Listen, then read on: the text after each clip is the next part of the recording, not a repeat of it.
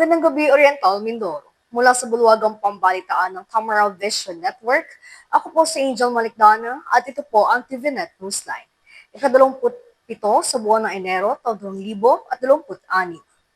Sa ulo ng ating mga balita, karagdagang palpak ng mga flood control projects tinukoy na dahilan ng pagbaha sa mga bayan ng Nauhan at Victoria.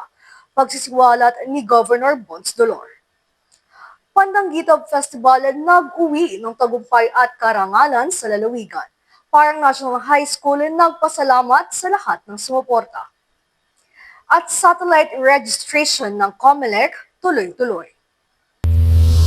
Ibigay ang maximum satisfaction ng pamilya at sa negosyo dahil tuloy-tuloy pa rin ang high-quality service mula sa una at pinagkakatiwalaan sa fast internet connection plus cable TV sa buong Mindoro, ang Tamaraw Vision Network.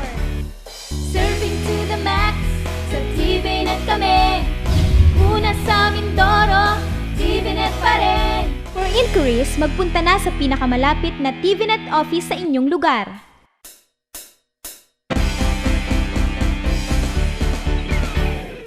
Sa detalye ng ating mga balita, matagumpay na naisagawa ang pamamahagi ng Early Childhood Care and Development Program materials kasabay ng paggawad ng accreditation certificates para sa mga masisipag at dedikadong child development workers ng lungsod. Ang naturang aktibidad ay bahagi ng patuloy na pagsisikap ng pamahalaang panglungsod na mapabuti ang kalidad ng serbisyong pang-edukasyon at pagkalinga para sa mga batang nasa murang edad.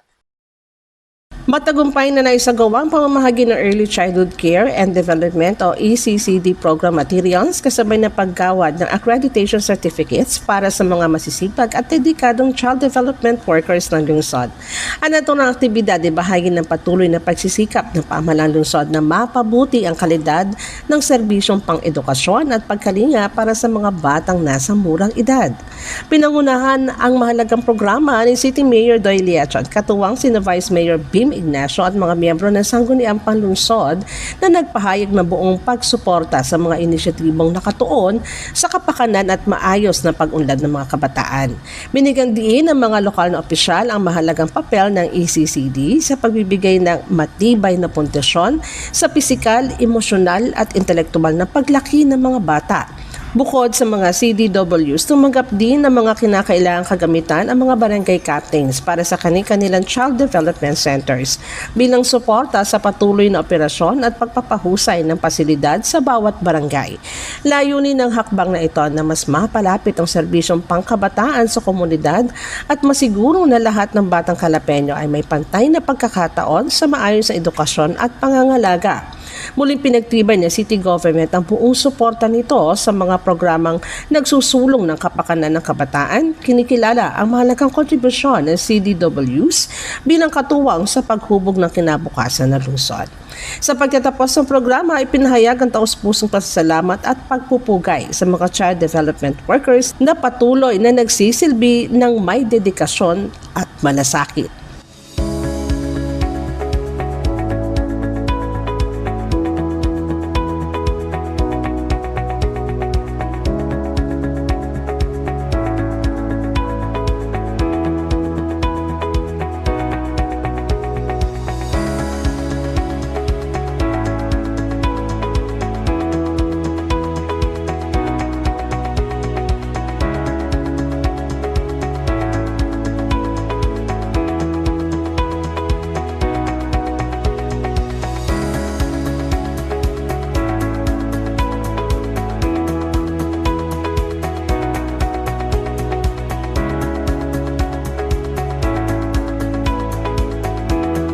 Samantalahin na ang pagkakataong makapagparehistro. Ito ang panawagan ni Calapan City Election Officer Attorney Sumingay Merendatu sa lahat ng hindi pa nakapagpatala para sa darating na barangay at SK elections ngayong taong 2026. Ayon sa opisyal na nanatiling bukas ang kanilang tanggapan at patuloy ang kanilang satellite registration. samantalahin na ang pagkakataong makapagparehistro. Ito ang panawagan ni Calapan City Election Officer Attorney Suminigay Merindatu sa lahat ng hindi pa nakakapagpatala para sa darating na barangay at SK elections ngayong taong 2026. Mahigit sa 40 satellite voter registration activities na ang kanilang naisagawa at nakapagtala ng kabuang 1,885 na aplikasyon mula October 20 hanggang December 30, 2025. Tuloy-tuloy pa rin ang satellite registration sa mga barangay, paaralan at maging sa ilang public venues. Layo nilang abutin ang lahat ng mga botante at maibigay ang mga mahalagang impormasyon sa kahalagahan ng halalan at ang karapatan sa pagboto. Itinakda ang Barangay Sangguniang Kabataan election sa November 2, 2026 at sa May 18, 2026 naman ang huling araw ng pagpaparehistro. Kaya naman para sa mga edad na 15 to 17 years old na mag-18 na o bago ang November 2, 2026, maaaring makapagparehistro para sa Sangguniang Kabataan, habang ang may edad na 18 pataas ay pasok naman sa regular voter registration. Hinihimok ng COMELEC ang mga mamamayan, lalo na ang mga unang beses na boboto, na agad magparehistro upang makalahok sa darating na halalan. Ang bawat boto nila ay may kakayahang magpabago ng komunidad.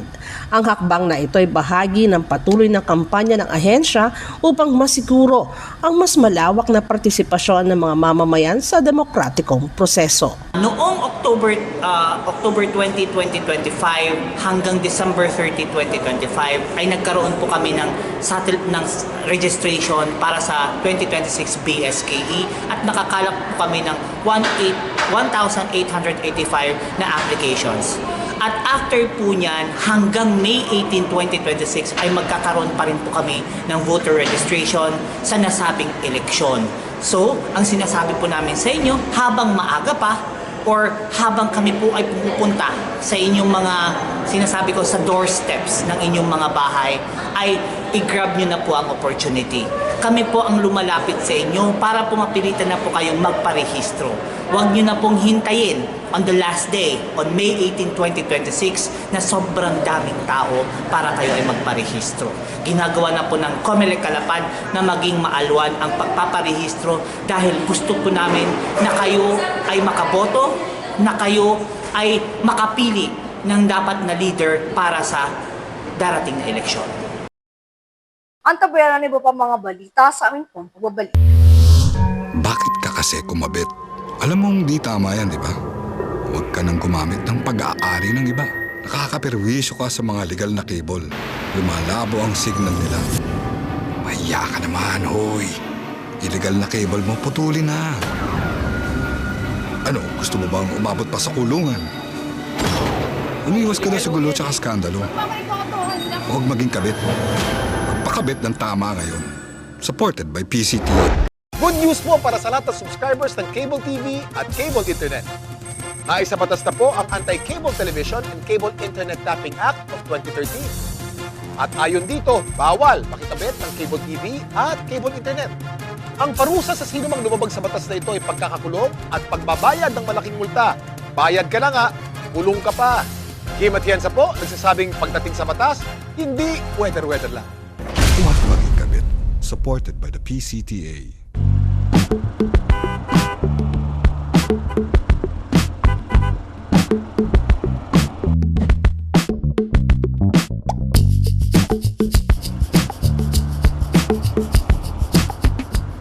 Ibigay ang maximum satisfaction ng pamilya at sa negosyo dahil tuloy-tuloy pa rin ang high-quality service mula sa una at pinagkakatiwalaan sa fast internet connection plus cable TV sa buong Mindoro, ang Tamaraw Vision Network. Serving to the max, sa TVNet kami. Una sa Mindoro, TVNet pa rin. For inquiries, magpunta na sa pinakamalapit na TVNet office sa inyong lugar.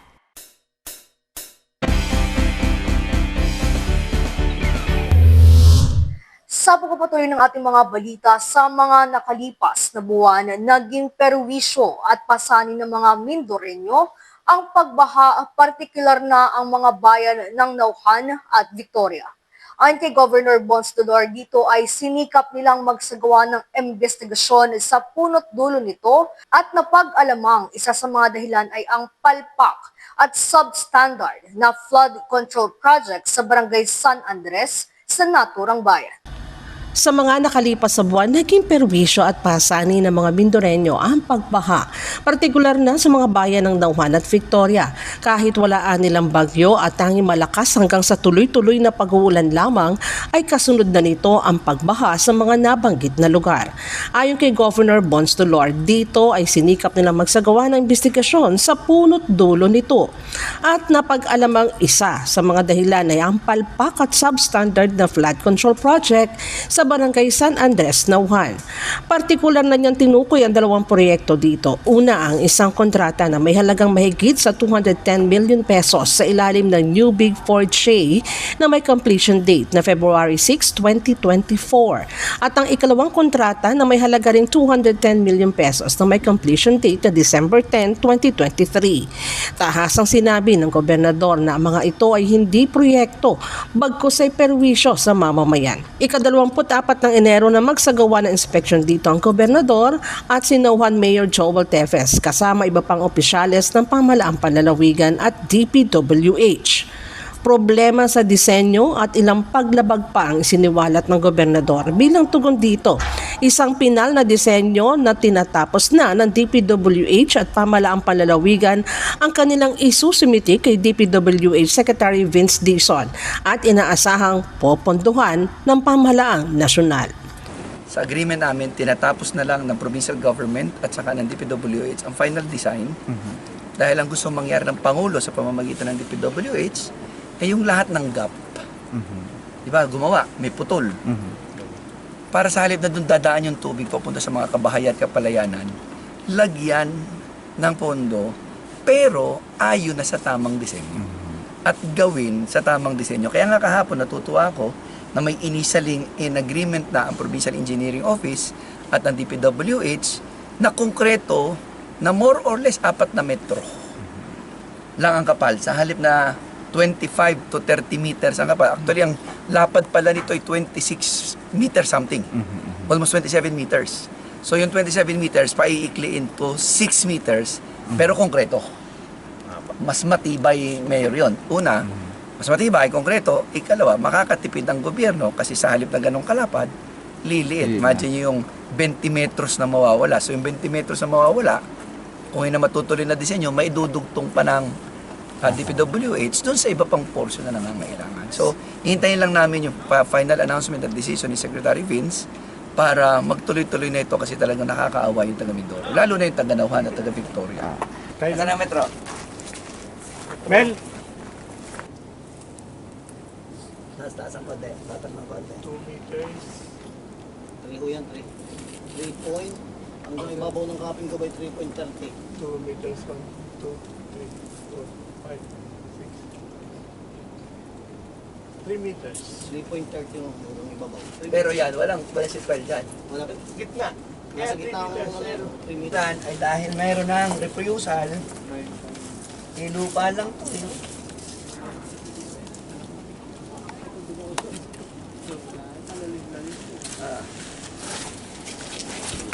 Kung may naniniwala na yung supplier ng seat pile 12 ang pinadala. Pero bakit ang inilagay lang ay 3? Pag tinignan nyo, pantay-pantay, consistent po. Ngayon, baka sakaling ito lang yung 3. Kaya nagpahukay din ako dyan sa kabila. Tinignan natin yung kabila.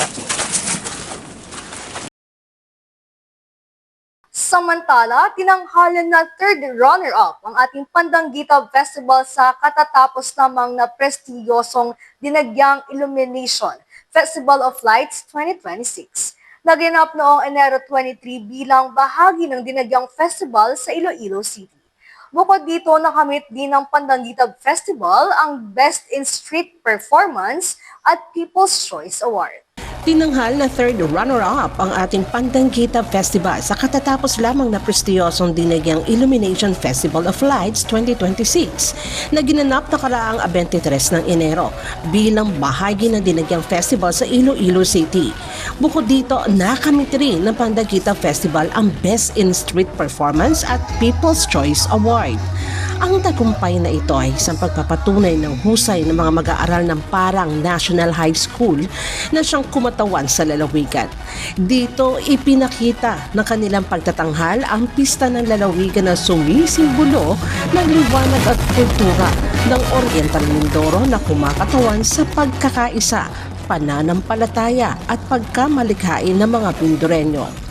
Sa naturang kompetisyon, natampok rin ang iba pang light festival mula sa iba't ibang panig ng bansa ang Banaag Festival na tinanghal na kampiyon na sinundan ng Zamboanga Hermosa Festival at Pavorulun Afi Festival. Ayon kay Parang National High School Principal Alain Mendoza, pasasalamat ang ipinaabot niya sa lahat na nagbigay ng suporta sa kanila. Partikular na ang Provincial Tourism Office, Governor Bons Dolor, Calapan City Mayor Doy Liachon, ganun rin kay Congressman Arnen C. Panaligan. Bukod niya sa suportang pinansyal ay nadama nila ang buong suporta at pagmamalaki ng mga lider ng lalawigan, ganun rin ng mga Mindoreño. Hindi man nila nakamit aniya ang kampyonato. Isang makabuluhang tagumpay pa rin ito, lalo na sa mga mag-aaral ng paaralan na ipinakita ang kanilang husay at hindi napagod sa buong pagtatanghal. Maipakita lamang ang galing ng kabataang Mindoreño.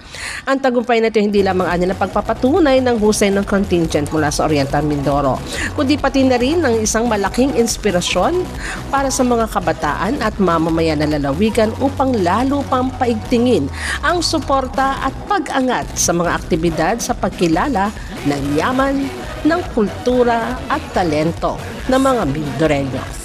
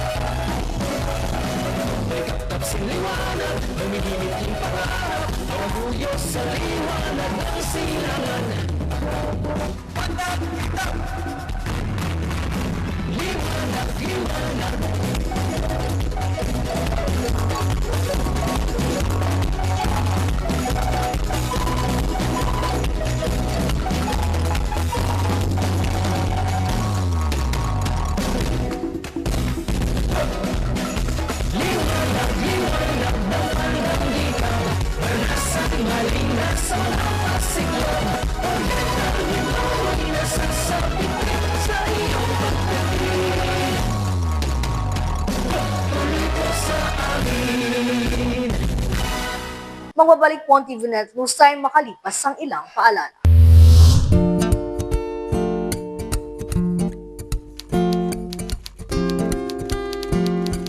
Inday, pakiligpit nga itong mga kinalat ng mga bata. Noon, gusto ko makapag-aral. Pero walang oras dahil full-time ang trabaho ko. Pero ngayon, dahil sa online classes ng Solar Learning at DepEd Alternative Learning System, natupad na ang pangarap kong makapag-aral. Good day, ka-learners! Welcome to another episode. Hindi ko na kailangan pumasok sa eskwelahan. Nakakapag-aral ako sa oras na gusto ko. Anytime! Nagkaroon ako ng second chance sa pag-aaral. At dahil recognized ito ng DepEd, sigurado ako sa diploma. This lesson, You should be able to. you learned about the person. Sa wakas, matatapos ko na ang high school ko. Ay, salamat din nga pala kay ate. Ina-sponsor niya ako na ma-enroll sa Solar Learning.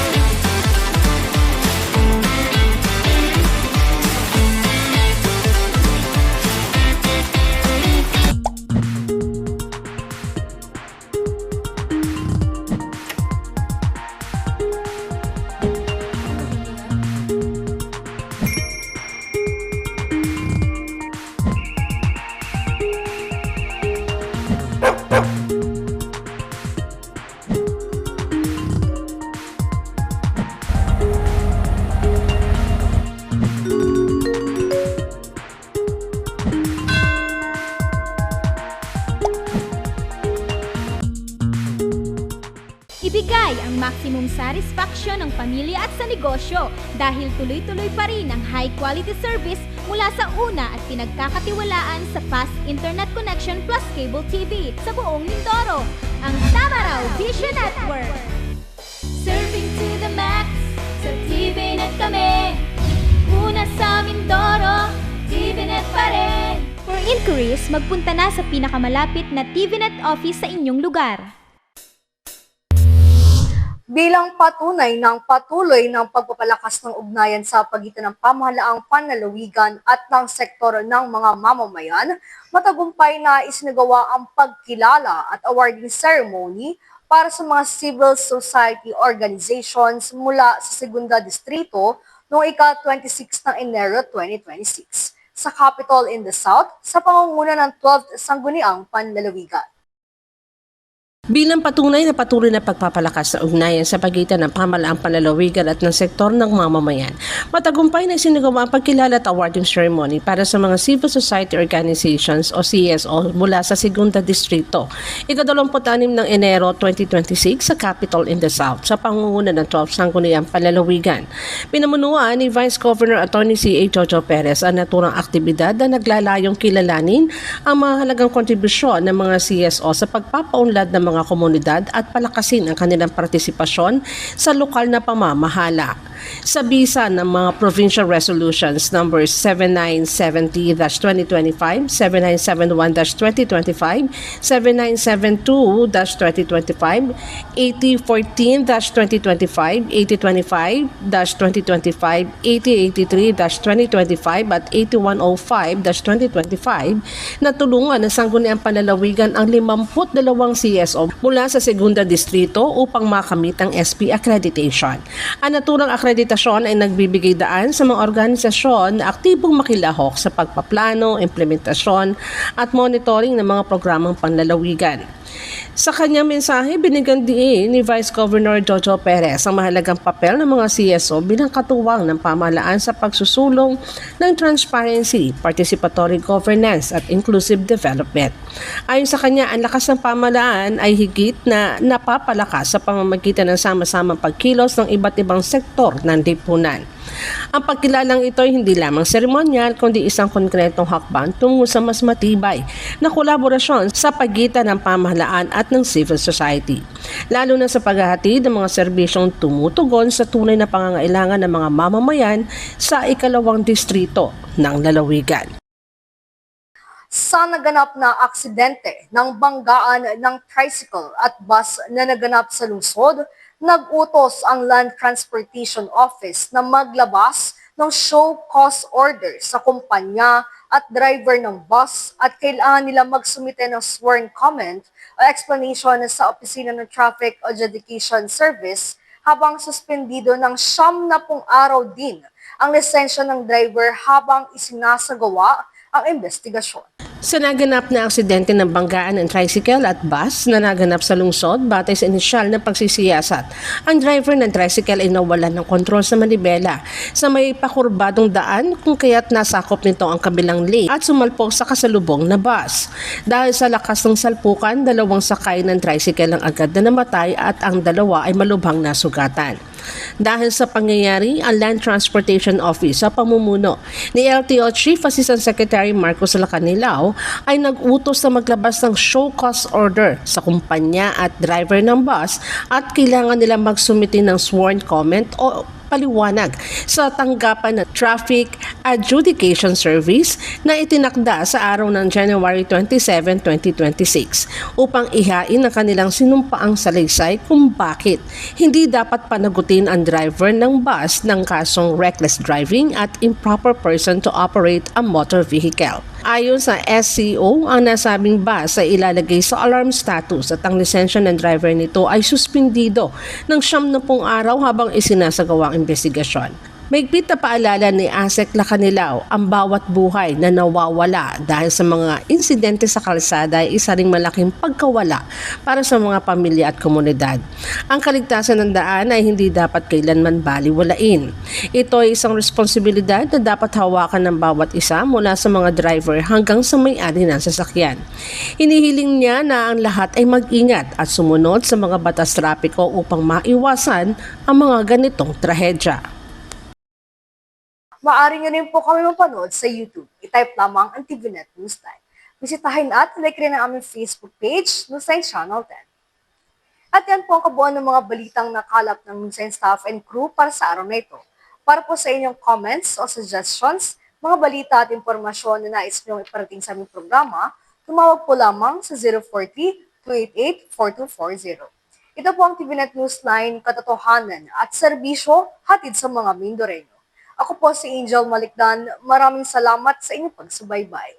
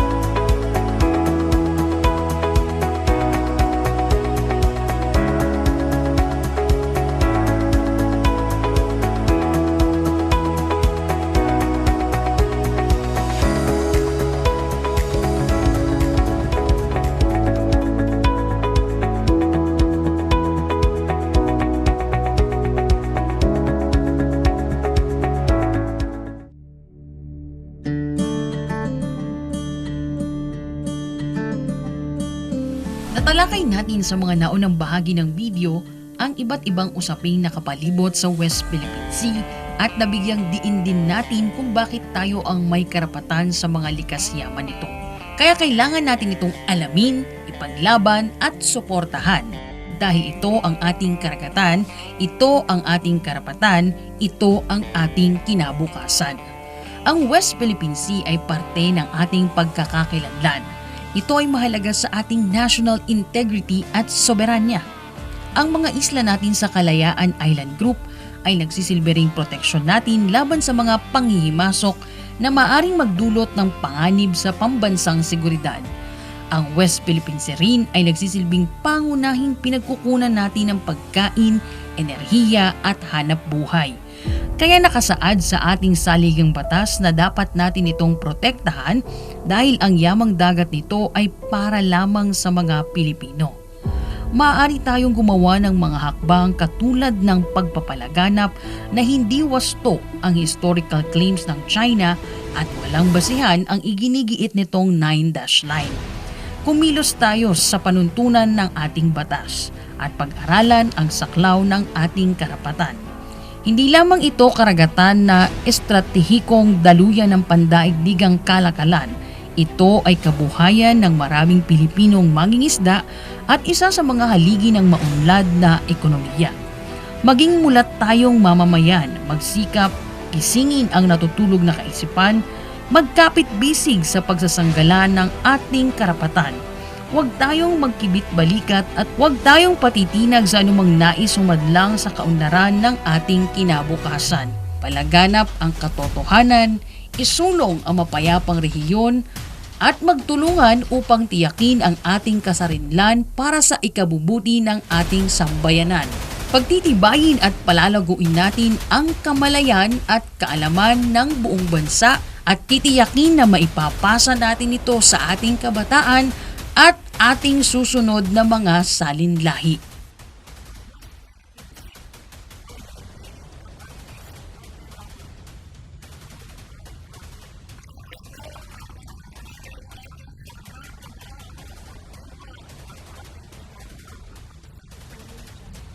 Ating karagatan, ating karapatan, ating kinabukasan.